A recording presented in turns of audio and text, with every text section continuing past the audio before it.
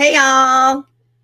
Good afternoon. Happy Sunday. And thanks for joining us for another live You Choose Sundays. How you doing? Hey, Ayana, I love your countdown. That's so exciting. It's like, just like Listen, before the curtain's gonna open. I wish I could take credit for it, but StreamYard makes it very easily for me to do any of the stuff that I do live. So it's so nice to be talking to you today, DeAnne. And we're talking about a subject that some people don't find very sexy, but I sure like it. We're talking about senior living today. So thank you for joining me. I'm glad to have you on today. Thank you. Let's bring the sexy back. Come on. Come It's sexy. on. Senior Come living is on. sexy. Listen, why not? Why can't it be, right? That's right. Let me just throw this up here so that people know what we're doing today. And yeah, today we're talking with managing director, right? Managing Right. director of Seniors Better Together. DeAnne, I'm glad that you're here. Let's just get right into it. Okay. Tell me about what you're doing and what is Seniors Better Together? Let's start there. All right. Yes, well, Seniors Better Together is a newly formed co-op of unaffiliated senior living communities. So this was the brainchild of a group of community marketers in Washington State, where I'm from. And I just helped them bring it together, organize it, put together a group of volunteers to contribute a whole lot of time and talent to get where we are today. And the whole point of it is that when fully up and running with a lot of community partners contributing in a variety of ways, we anticipate that we will be a huge megaphone to senior consumers to hear the message that there really is a bright side to senior living, even during a pandemic. In fact, there's a lot of bright side. So we want to be kind of the opposite of the media messages that are out there. And we want to do that in a variety of ways through PR and advertising to consumers. Okay. So there'll be a lot of people who will watch this after it's gone live and recorded. And those folks are not in senior living. Some of them aren't, some of them are. Why senior living? Why senior living? Because especially right now, you're right, people are worried about a pandemic. And we're going to get into the marketing part about senior living in a second, but why the drive right now in a pandemic? What is the benefit? Not in just the consumers moving with you, right? But also you have all of these providers who right now are trying to cut costs. A lot of businesses are in trouble. They don't want to spend where they don't need to spend. So what do you say to them? What is the benefit in them for them? I'm so glad you asked that because I know it can feel really counterintuitive to spend money right now on things that you don't necessarily feel are absolutely essential. But I believe it is essential for the health of the business coming out on the other side of this pandemic. We, like never before, we see a potential end to this thing, right? We always knew there would be. We don't know when, but with the vaccine on its way, it's looking more coming up sooner than later. And so I think we can look at other business sectors to just see how they have adapted and evolved and kind of moved forward with things so that they can continue to serve people and they can continue to be there after all of this really big, challenging, dark sort of times are through. So it makes sense. It might not feel like it. I totally get, I can relate to all the folks working at communities on the front lines and in community management. Boy, do they have tough jobs, absolutely. But just throw a little bit of energy and effort towards preparing for what comes next. And I think it will pay off big. So if I'm somebody who's in the senior living sector and maybe I'm a marketer, maybe I'm in sales and marketing, right? What should I be doing right now? What should I be doing? Because this is another thing. So I get a lot of DMs, I get a lot of private messages about things that are going on in senior living. Sometimes people are brave enough to just ask outright, like publicly, but oftentimes they're not. And what I am seeing is there's still this push for people to move in, right? They have to have seniors move in. But we are in the middle of a pandemic. And so the things that you may have done in the past to sort of gain some of this attention and this notoriety for your community does not work anymore. What do you suggest people do instead? That is such a really important point. Things done in the past won't work, can't work right now. And so, what I really would urge all of the community marketers to do is innovate, problem solve, get creative through the current objections. So, for example, pretty much everywhere that I know of, when a new resident does move into a community right now, there's a 14-day, essentially a quarantine, where they are isolated from all the other residents. So, yay, we've got a good track record of keeping residents safe. By and large, communities have done an excellent job of that. So what can we do with, this is a huge challenge. It's a huge challenge for the person who already has reluctance about moving. It's a huge challenge for their family members going, what do you mean I can't see my relative? And so, one of the things we've been talking about is turning it into, as best you can, a staycation, for lack of a better word, right?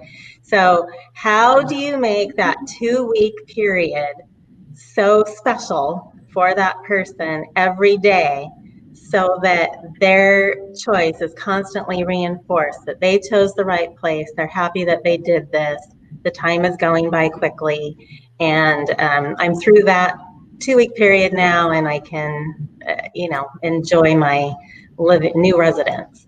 So, Right.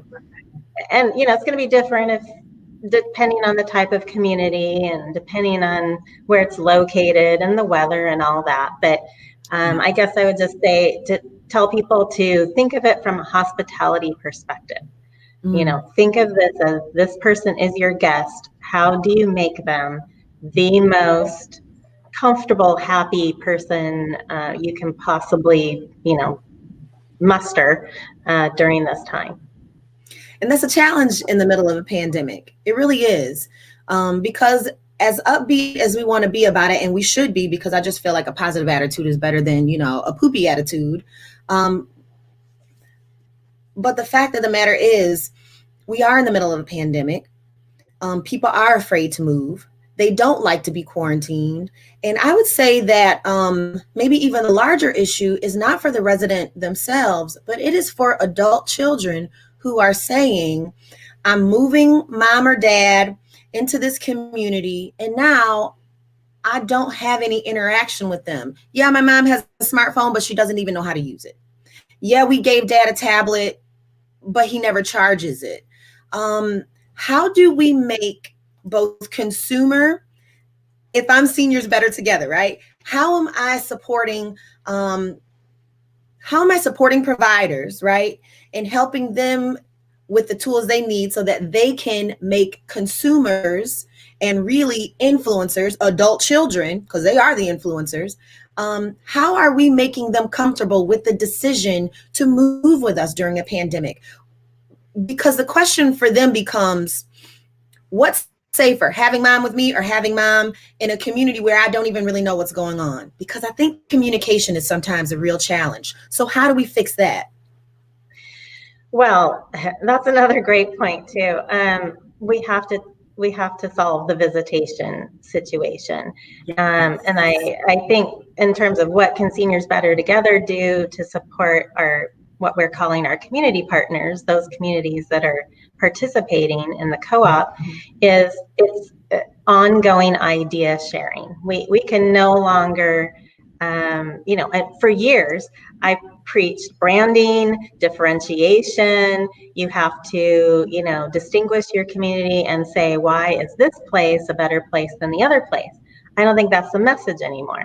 I think the message is collectively we have to say senior living in general is a good thing, and get people over that hump to even consider where they might look to make a move. So then with, again, our family members, our relatives of the person moving in, we have to solve that visitation problem. And I know that, between you and me, I don't want to see any more window visits. It's super sad. I don't want to see it on social media.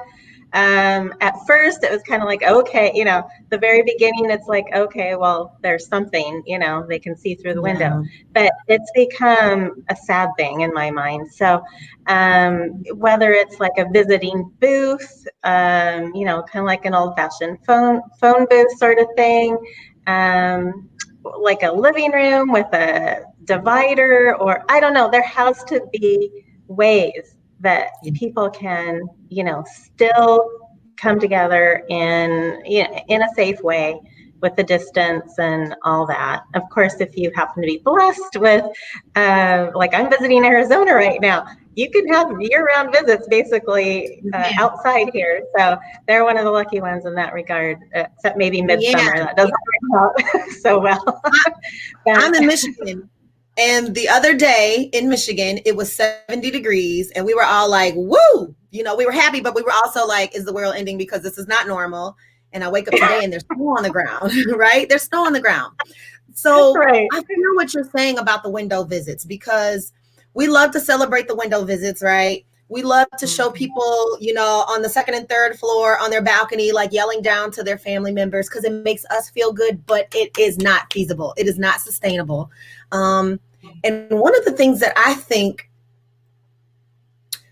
could have been such a huge help, and I'm just going to say this, senior living is so behind on some things. Our industry is just so behind on some things that I hope we will catch up now. But I think about what a great use technology could still be if we would have embraced and adopted it a long time ago. Yes. You know what? That brings up another great option, is a virtual visiting, station, right? Have a giant screen, get your resident comfortable in a cozy place. The whole family can join in virtually. And then you have the resident or the community team managing that. So the person doesn't have to fumble with their phone and try to do FaceTime and, charge it and all that. So, and that's just, readily available, inexpensive and simple. It just takes an effort. It takes an effort. It takes effort, and then it takes some ingenuity, because you might have to do some things. But some of our communities cannot even do this because they don't have the infrastructure. They don't have the technology in order to do these things. So if there's a lesson at all to be learned in 2020 about where we need to go with senior living, I hope that people will get serious about technology. What I envision, I'm going to give somebody an idea that I hope that they will take today.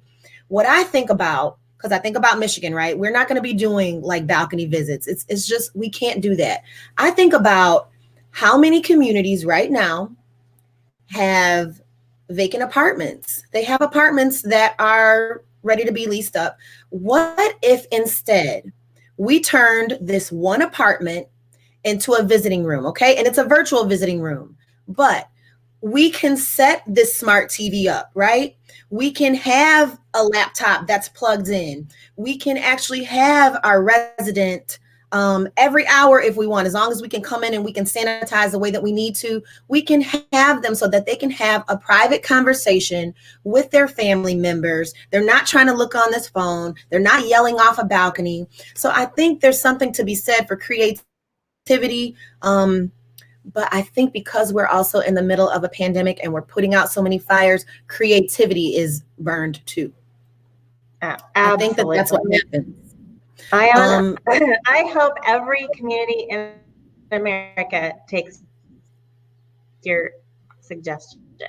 That there's I will virtually too. no reason why that can't be done, and what it Exactly. actually would, how it would benefit everybody. Yes, yes. Because another thing I don't think we talk about, and I have a lovely senior living client who are like, I just am so in love with them. Like, I will marry their whole executive team because we have these really candid conversations about what to do. And then they put some things in place and they do these things. But one of the things I was also thinking about is you cannot take a resident who has always been an introvert their entire life, okay? Move them into a senior community, and now all of a sudden you think they're going to have all this socialization. That's not how it happens. It's not. So we need to be thinking pandemic mind from now on, not just in a pandemic, but we need to be aware of that. How are we going to make sure that these residents too are getting that social interaction they need, whether it's a pandemic or not? And so I really do, I agree with you. I hope that people will listen to what we're saying and think about how you can get creative and create a space where you can really do virtual meetings because our residents need this. And this is one of the driving reasons why people are not moving into senior living. It's not just that they're afraid of the pandemic. They are afraid of that, rightly so, right? But they're also afraid that mom's just going to be in a retirement home where she's still alone. They're worried Right, about that. They're worried about that. right. So I just want to I take a second because we've got some people in here and say hi to everyone who's joining us right now. Let me throw up my banner because you're joining us live today with You Choose Sundays, and I'm talking to Seniors Better Together Managing Director DeAnne Clune, and we're talking about the benefits of senior living even during a pandemic. So I've got a question for anybody that's on right now, and I'm going to start putting up some comments because I see some favorites here. Hello. Let me pull this down and quick question for everybody. Whether you're on Facebook or you're on LinkedIn and you're joining us, I really want to know, what do you say? What are you thinking about? Will you live out your golden years at home, in your own home? Or are you thinking about, luxury senior living? What are you doing?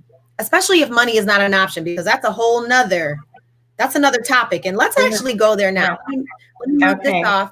I'm going to let people go ahead and answer in the comments. Hi, Patrick. Hi, Deborah. Hi, DeAnne. I will put up some of these comments in a little bit. But so I want to ask you, DeAnne, personally, because you work in the industry and I worked in the industry. What are you thinking about your golden years? Are you going to stay at home? Well, this Are you might going to come senior as a living? big surprise, but no, I feel like I have a front row seat to basically seeing everything that's out there, and so I always have in mind, like, where is my perfect place going to be? And I certainly imagine it being in a community setting of some sort, and hopefully out of the rainy Pacific Northwest. Yeah. But yeah, Well, no, you don't want to I be in the definitely, bitter cold of the north either, though. I can guarantee you that. right, right. So yeah, I absolutely, the benefits that I've seen over the years. I've been doing this for over 20 years, and if I had a nickel for every time someone said to me, I wish I wouldn't have waited so long. Why didn't I do this sooner? Why was I so worried?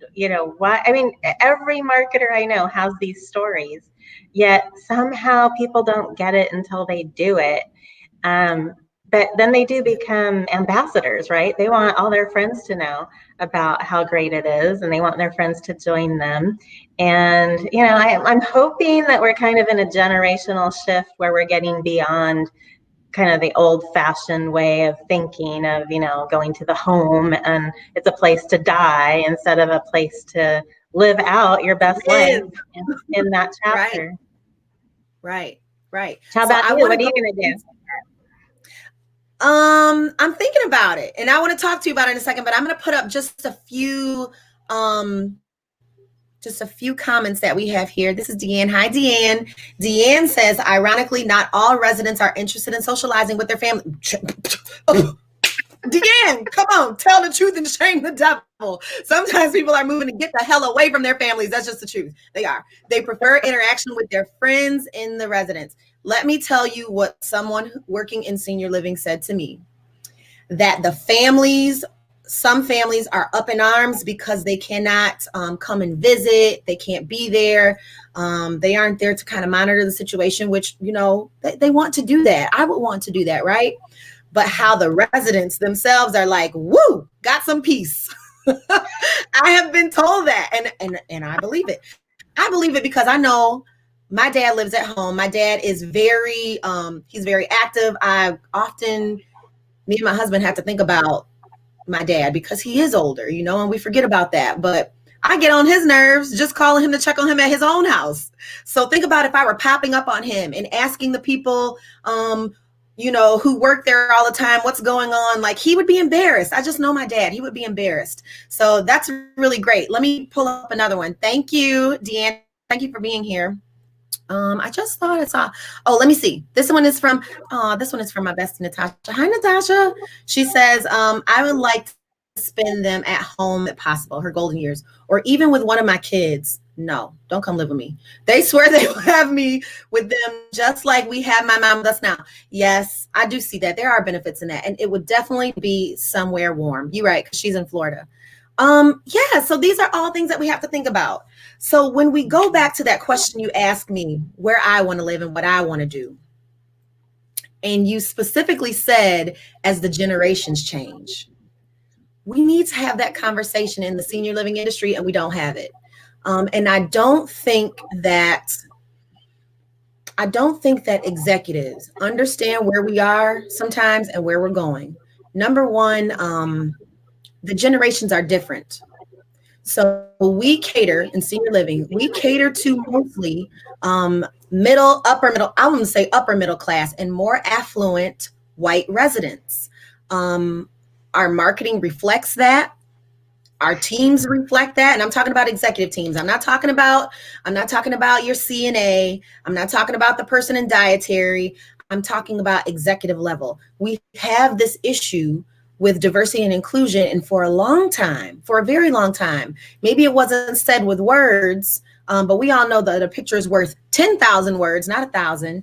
For a long time, people of color, people from the LGBTQ community, they did not feel welcome.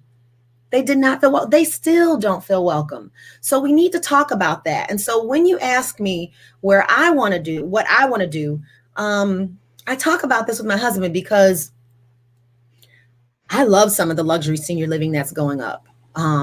Give me the spa, give me the pool, give me that beautiful dining experience. Let me go out on my balcony and sun myself, whatever I want to do. But will it feel like home to me? And will it feel home to my dad? I think about my dad, my dad is in his 70s. He is in no way, shape or form ready. But I think about that because unfortunately, just like you said, many people don't move into senior living until they have to, and then they don't even get to enjoy the benefits of being a healthy, independent senior. And that's what I want. But I want a community that reflects my goals and my values. And if I were my dad's age right now, I definitely would not be moving to senior living at all because it doesn't feel like it's for me. So I want to know what your conversations are like with your partners. Are they bringing this up? Are they aware? Because there's the diversity, equity, and inclusion piece of it, right? But then there's this piece of affordability. I'm going to shock some people who are not in the senior living industry right now, but I don't think that most people understand that on the low end, right? You could be spending $4,000, $7,000 a month to live in some of these communities where you're going to get all the care you need, right? You're going to get everything you need. You're going to feel wonderful. You're going to have a housekeeper that comes in. You're going to have somebody that's getting your meals. You're going to have a ride to wherever you need to go. But can we afford it?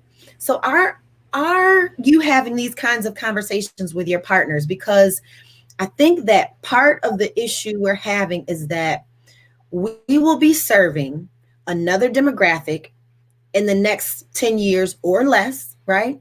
And we're not ready for it. Well, we're Right. not ready. We're not ready. So I think that home care is going to sweep up. I do. I think home care is going to snatch up a bunch of folks who would have moved into senior living had it, number one, felt like home, and number two, had it been more affordable. What do you say? There are so many questions within the question that you just asked. You Sorry. know, That's how I first do. of I'm sorry. all, first of all, let me, just kind of weigh in on the diversity and inclusion. You know, senior living is sort of a microcosm of what's happening in the whole country, right? Like this Mhm. just, it needs to happen. It's beyond past due needing to happen. I can't necessarily explain why in senior living itself it's been lagging. I mean, let's just take gender. I mean, women are barely approaching a seat at the table in these C-suites and executive level positions at That's right. all kinds of senior living companies across the country. Why? That is like a huge why. Um, our residents are predominantly female. Yep. Um, it Yep. is, but yet it is a male dominated field when it comes to executive directors, CEOs, any of the C-suite positions. Now, there's been some progress, that I can name a Hmm. handful of women who I really respect who have, kind of broken this glass ceiling for themselves. But Hmm. boy, do we have a lot of work to do on that. And then, holy cow, then how about just all the other, groups of people you mentioned, people of color, LGBTQ community. Um, I want to say, come on in, like we want you. This is Yep. a people serving people business. We need all kinds of people. But then when it comes to affordability, oh my gosh, that's Yeah. just that affects every demographic across the Yes. country. People, especially the boomers, um, we all know they haven't prepared like the previous generation, just in terms of, Mhm. that generation was more kind of, they saved a lot and they didn't necessarily splurge on things or spend, for want. They spent for need. And so That's we've true. been a spending generation, spend, spend, spend. And so haven't necessarily prepared all that well, and we're talking the vast majority of, uh, people 65 plus right now, and for the Right. next 10 years, the same thing.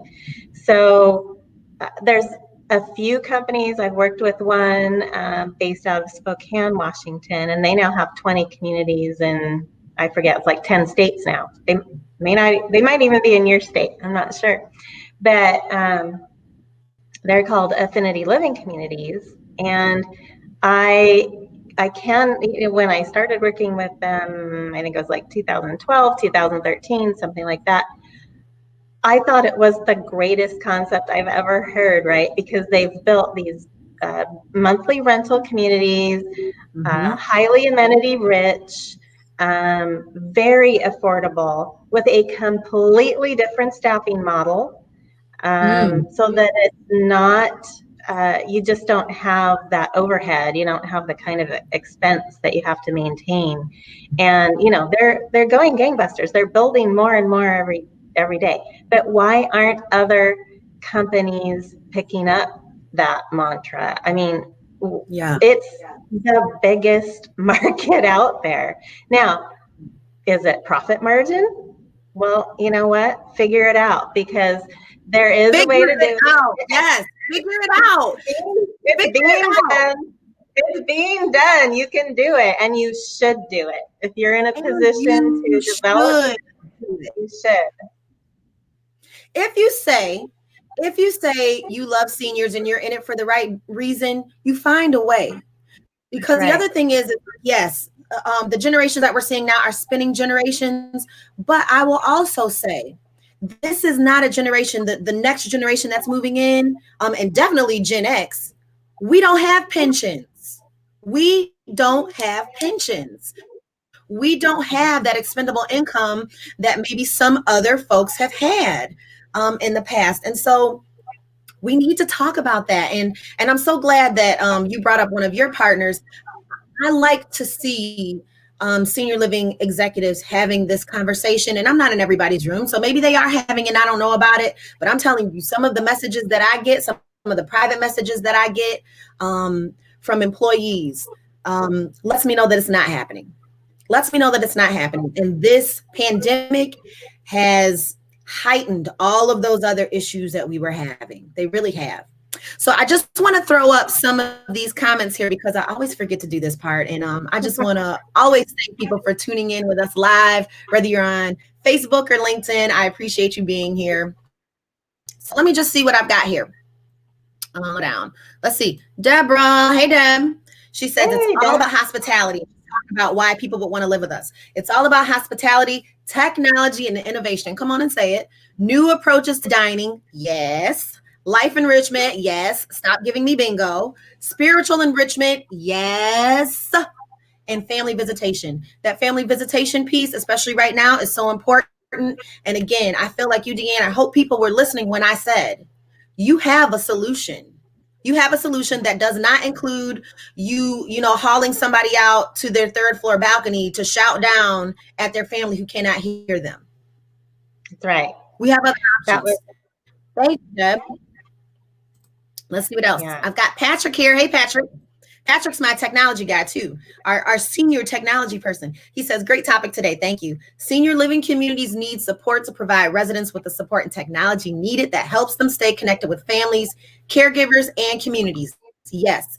Patrick and I talked about like this thinly veiled approach to technology that many communities have, which is, yes, we have Wi-Fi in this one area, right? But then there's not the accessibility that people need. Um, sure, you may offer iPads, but if there's nobody there to really help people navigate how to use it, and the teams themselves do not always understand about technology, we're going to have a problem. We're going to have a problem. So that's another good You one. know, I have always said obstacles are just opportunities. And if people are not taking advantage of this time to hit the reset button and That's right. address some of these obstacles in a way that is productive, that's a win-win for everybody, they are just really missing the boat because think of it's such a no-brainer. Think about, would you even stay in a hotel that didn't have Wi-Fi? I mean, would you? Right. It's Right. Right. everybody has Wi-Fi, and I've heard every excuse imaginable. Oh, our building was built a long time ago, and it's just Yeah. too hard. Well, it's possible. It is possible, Sure is. and you need to make it happen, or you can become obsolete. That to me is your two choices: Yep. innovate or become obsolete. That's right. You can grow or you can shrink because something is going to happen. We don't stay the same. That's the truth. So you'll either grow or you will shrink. That's Um, right. the other thing too is when we're talking about technology, I know that this is also in your wheelhouse, but man, senior living, the industry is also like terrible at using social media. I like get first of all, I cringe. So I spy on people all the time. It's my business. That's what I do. I work with people to teach them how to use social media. And I'm always like, I'm like just clamoring after social media folks because if I see another picture with a resident slumped over, with a bib Oh, on, with a bib Oh on. no, I feel like I'm gonna no, uppercut somebody, DeAnne. I feel like I'm gonna no. uppercut somebody. And then Oh, I got these fingers that are on this keyboard, like, take it down now. Take it down now. yes, Um, that is completely unacceptable. but Yeah. in their defense, because I come from this field and I know what it's like, we also don't teach people the right thing to do. We don't. We don't. We don't teach them right thing to do. Um, they don't have a strategy for social media, so they're posting things and they don't realize, like, yes, it's wonderful for your residents, but who you're trying to get is the people who don't live there. You're trying to get Uh, the people who don't live there. And so social media has all of these different functions. And if you're only using one or two of them and you're not using them together, what are you doing? What are you doing? So when we're talking about marketing, and you're talking about your partners, and your heavy PR too, right? Like, what are you seeing? What are you doing? Are you seeing any trends? oh my gosh, you are preaching to the choir, because that has long been an issue of mine. Is just, come on, just think like a consumer. Think like a prospective resident or family member. It's kind of like showing people your own home movies. They don't care about your home movies. They don't You care. care. You care about your home movies, and that's great. I'm glad you have That's your right. home movies and you can share them with your family. But what do people outside of your family or your community care about? So, I mean, Yeah. I guess I would say apply the selfie principle. I just made that up right now. Mm. Apply the Let me selfie hear it. principle. Apply the selfie principle. Like, how many selfies does a person take before they choose the right one that they want to send somebody or post on social media? It's the That's same right. with when we're taking pictures of residents, buildings, activities happening there. You got to Yeah. take the right one that sends the right message. Don't, Yes. would you post it of yourself? Then if not, then Right. don't post it. That's right. Because Um, that's someone's loved one. It's a dignity issue. It's a dignity issue.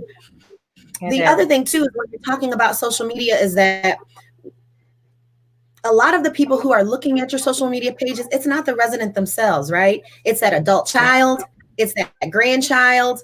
They're the ones who are looking.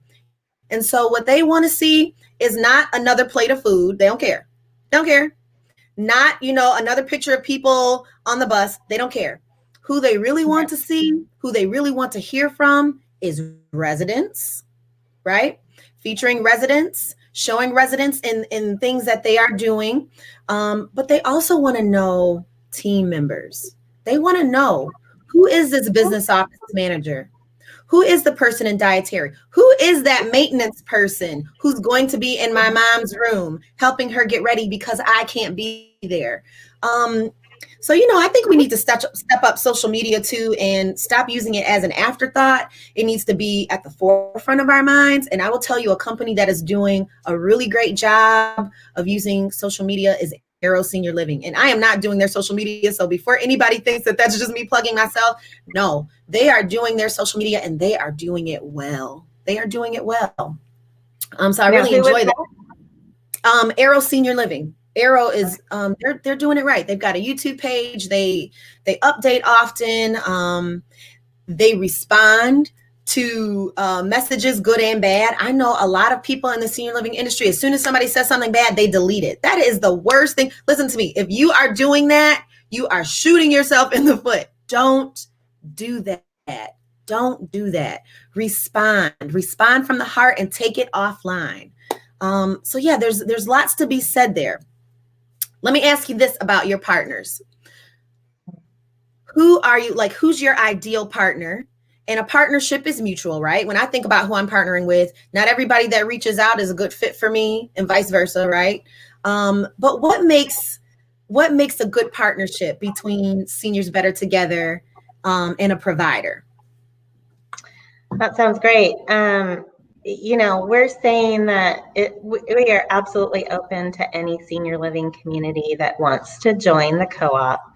But kind of on your earlier topic, the main communication style that we have on behalf of our community partners through Seniors Better Together is real stories, is real Yeah. people stories from their communities. And we have found that, we do a variety of things on Facebook and LinkedIn, but the things that really resonate, that have that really high reach and get more response, is when we are sharing those community-based stories. And people these days are literally clamoring for any sort of teeny bit of good news. So it's Yes. probably Are. easier today than ever before to find a Yes. tiny ray of, sunshine That's right. in a community and share it. We all Yeah. need it. Yep. And so that it's just not even hard to do. But that's what we need in a partner, is someone willing to share those stories with everybody else. Yeah. Cultivate the stories, share the stories with us so that we can share the stories with everybody else. Yeah. That's Yeah. what really makes it work. So it's not just about, we have the small monthly fee that you pay that supports the Mhm. advertising for the co-op. It's not even about that. If you're not giving us good material to work with and testimonials and, for our PR efforts, and it's kind of like, why do it? Just bring something to the table in that regard and we will amplify it. Yeah. Yeah. I agree. I want to welcome Erica. Hi, Erica. Thanks for joining us. And I'm going to put up Diane asked a really good question of Erica that I would love for us to answer too. Thank you, Diane. Diane, you're always such a great engager of my live show, and I really appreciate you. And one day we're going to meet in person, you and I, Diane. So Diane says to Erica, how would you reimagine our industry? What's your top three things you would change? And I think that that is such a great question that I'm sharing with everybody here, Diane. Thank you. So I'm going to ask you then, DeAnne, what are the top three things you would change in our industry? Ooh, I haven't really thought about it in those terms, but I guess I would just say that our industry in general is so unique, and there is it's part housing, it's part Mhm. hospitality, it's part care, it's part real estate, it's all these different things that converge. And Yeah. so I guess one thing would just be, I would love to see the industry embrace that kind of unique situation and promote it appropriately. And of course, working together in collaboration is just going to benefit everybody.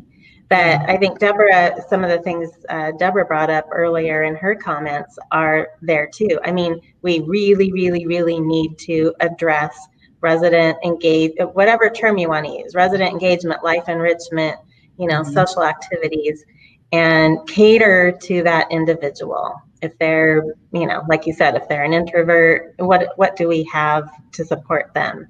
If Right. they are longing for, more group interaction, what do we have for them?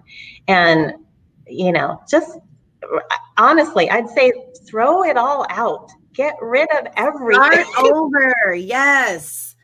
Start Start over. over. I mean, if I know, like every time I suggest get rid of bingo, the answer is, oh, well, our residents love it. Well, do they love it, or is it just the only thing you have on the calendar 3 times a week? I mean, do just Yeah. start over, reimagine that whole programming aspect would be a really Yeah. big thing for me. So I guess those are my comments. Oh, and then I'd say, and serve wine. Serve wine and cocktails and, things that Listen to people. me. If you don't hit this good happy hour, okay, and give these people some doggone wine, they want it. Give them their damn wine. Guess Give them what? their Irish coffee in the morning if they want it. They are Give over it to them. 21. They are adults. They can choose what they want to consume. Why are we so parental? Why is it, so like, no, like they have Yeah. give them choice. Let them have choice and freedom and Yeah, independence the way that they always have. Serve some that's right. cocktails. That's right. Serve some doggone cocktails. But I will say, you cannot get rid of bingo. Maybe you don't do bingo every day, people. Like, you know, Yeah. but yeah, we got to think out of the box. So if I go back to Diane's question, what are your top three things that you would change? I don't know that I would change things as much as I would adopt new strategies. And so at the top of that list is I would look for more ways to make your community affordable. Affordable. Mm. The second thing I would change is the use of technology. I would make sure that it's accessible to all, and not just that it's accessible to all because we're talking about residents, but we have community members, we have team members who do not understand how to use technology. Literally, I still get people sending me flyers, and I'm like, I know you made this on Word. I know you did. I know you made this in Microsoft Word. And then, it just makes me want to send it back and say, would you like me to help you? So Mm. technology. And then third, very important to me, as it should be to everyone, is really understanding why we need to embrace diversity and inclusion, and not just in our resident population. That's very important. But oftentimes, our communities are not diverse because our teams are not diverse. So we need that. And I am so proud to be having conversations in the industry with folks now who do see value in that and want to do better. And it really does make me really happy to see that. So, Ayana, your answers are so much more thoughtful than mine. Thank you. listen, that's because I had a lot of time to think about them. Because, listen, when I was in senior living, I had time to think about all of this stuff, but I didn't have the courage to speak on it until I left. Until I Mm. left. And so sometimes I think about how um, maybe I did a disservice to people who I really cared about in an industry that I really cared about. Because the truth of the matter is, I was a coward and I was not willing to speak up on some things that I saw. It was easier for me to leave. And it wasn't easy for me to leave, but it was easier for me to leave. And so sometimes I look back at that with with some resentment and maybe even a little bit of anger at myself that I did things that way. But I will tell you that sometimes you got to burn a bridge. Sometimes you got to burn a bridge so you can build a new one, because I never would have been able to say the things about the industry that I say now if I would have stayed. And so I'm grateful for that. And I'm grateful for partners who come along and ask me questions now about what that experience was like, because I know that they're ready for something different. They are. So that makes me very happy. Yeah.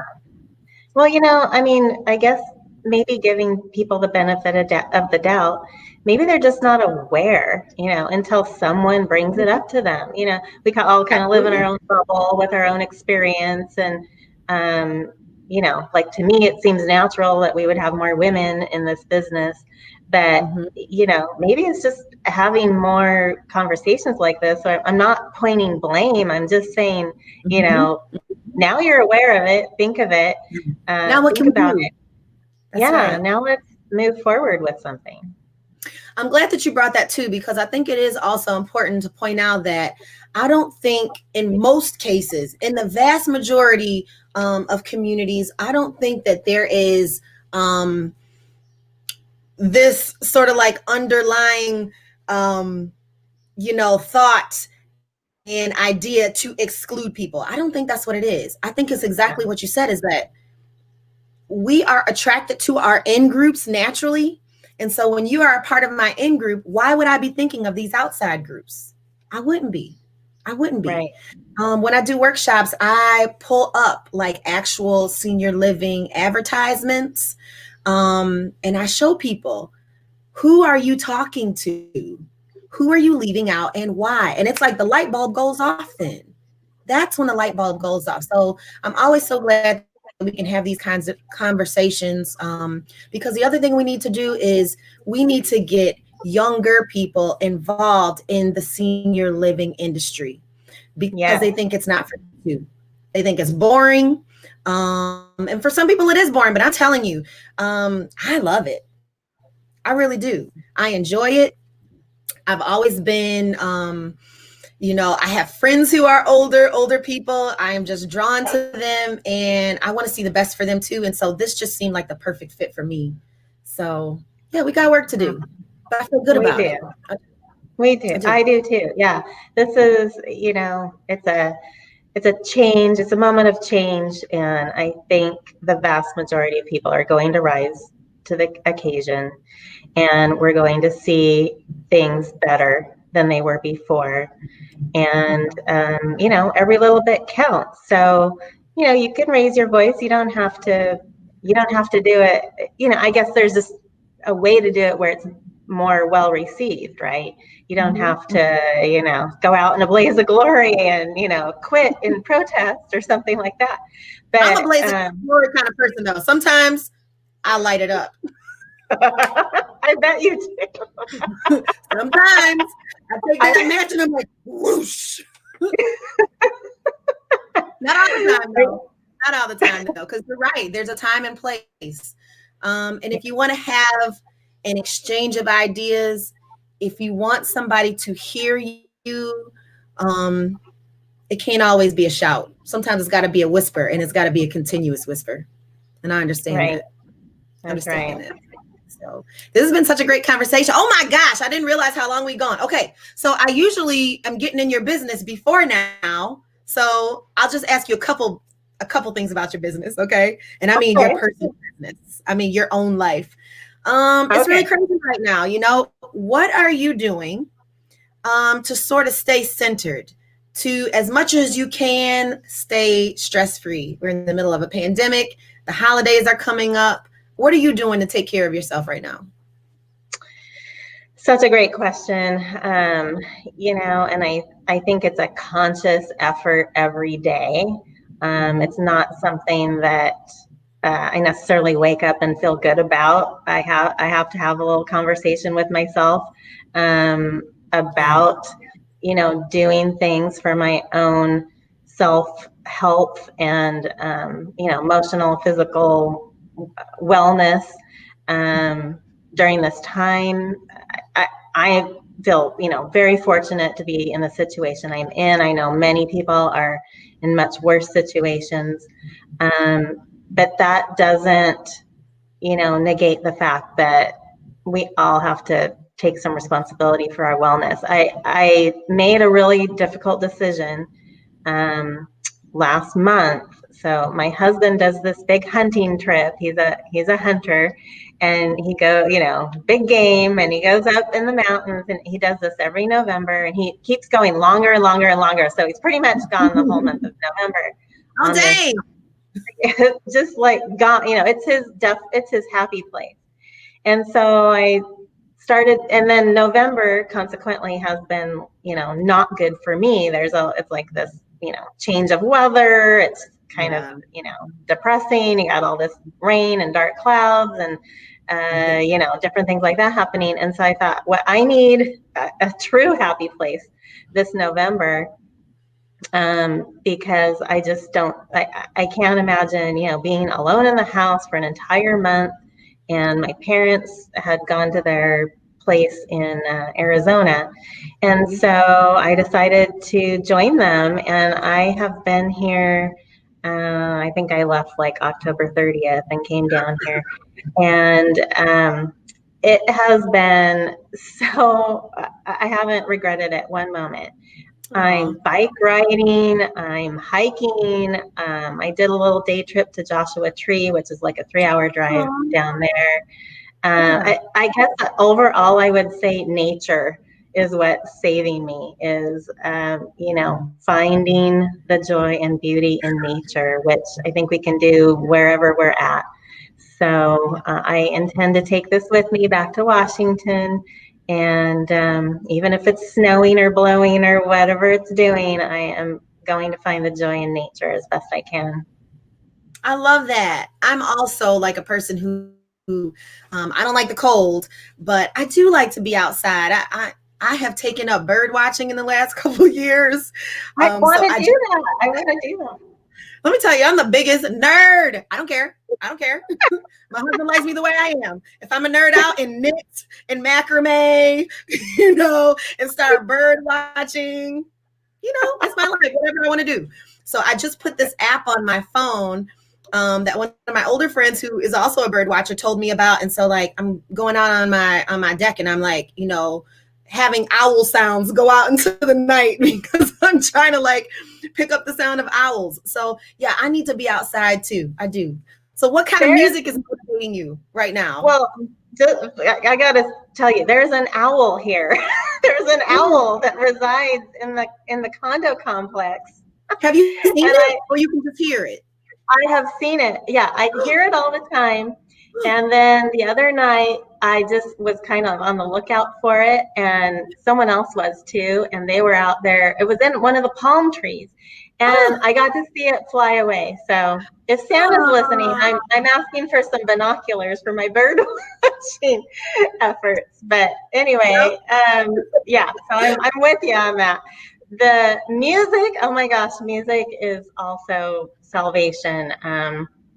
I use music in so many ways to prepare my mind for the day, right? I have like a playlist that I play in the morning when I'm getting ready, and it has everything. It has disco, hip hop, I was gonna country. say, I was gonna say, DeAnne, you got some hip hop on there, girl. You got some trap Oh, music. You out there I do. twerking in the And morning I've for got yourself. I like it. and I've got Do it. country, which I never really was big into country, but it country music is also like soothing for the soul. I think it's just so real. 80s, hair bands. Come on, I'm a child of the 80s. Van Halen, AC/DC, all of that stuff. So I love it. I love it all. I really do. And so I have this just really eclectic playlist, and I go through that. But it's yeah, you and I were listening to music before we got on today, and it sets the mood. Yep, it does. Hey, listen, I have really enjoyed talking to you. I'm wishing you all the best with Seniors Better Together. If I can help, I will. This is an industry that I love. I'm not going anywhere. I'm going to keep flapping my gums about things that need to change.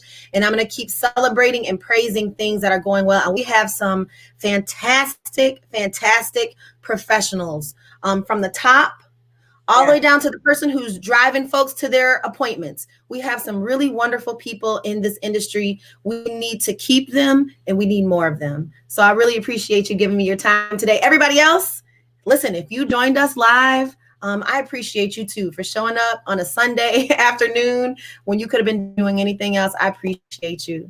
So, DeAnne, why don't you, any parting words and tell people where they can find you? Sure. Well, you can go to seniorsbettertogether.com, and you can also find our social media pages on LinkedIn and Facebook. And all the ways to reach us are there. We would love to talk to anybody that is even slightly interested in what we have going on, and potential sponsors too, who might not be a community but want to see this community, this industry succeed. And so we would love to talk to you all. And I have really appreciated you having me on today and your time today. It was so nice chatting, and hopefully we can help each other in the future too. I think so. So thanks for being here, everybody. I'll see you next Sunday. Don't ask me who's coming on because I don't remember, but I'm sure they're going to be great. So I'll see you next Sunday at 1. Everybody have a great week.